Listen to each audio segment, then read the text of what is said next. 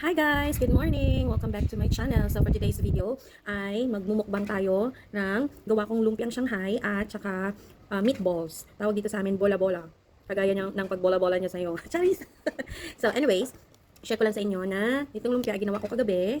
Ayan, so yung laman nito ay ground pork at saka tawag nito carrots. So giniling plus yung ano din, yung maliliit na giniling din na carrots. At saka since 50 pieces lang yung lumpia wrapper namin, may sobra sa tinimplahan kong or mixture kong ano yung meat, yung ground pork. So yung sobra, ginawa ko na lang siyang bola-bola. Ayun, kain po tayo. Tapos na po pala akong mag-pray.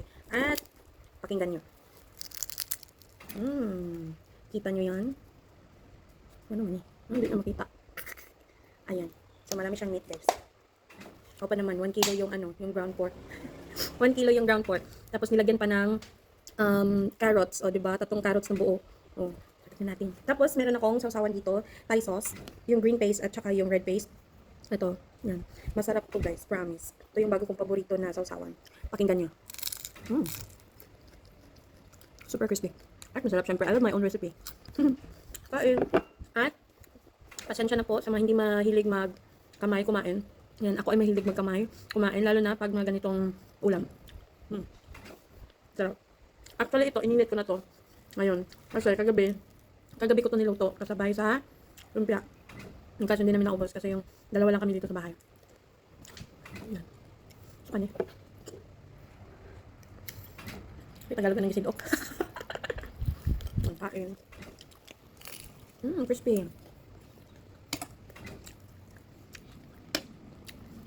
So, since na-miss namin yung lumpiang Shanghai sa Pilipinas, si letter J, lumpiang Shanghai ni letter J, yung Jollibee.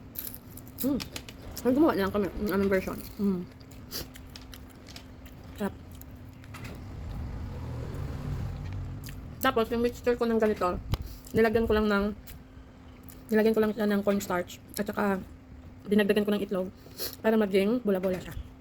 Sakit ng mata ko. Bakit? Yan. Kain pa tayo, guys. Okay. So today is May 5, 2026, right?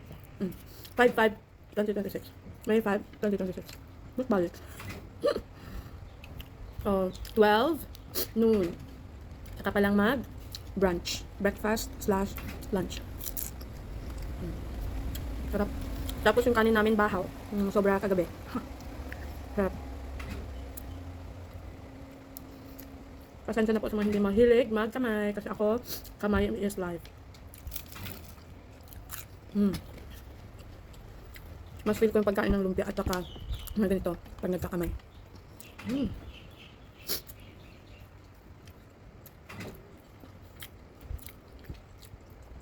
Actually, marami talagang nagagawa na mga ganito pag gustuhin mo. Kasi mura lang yung ingredients dito sa Thailand, lalo na yung meat. Apakamura.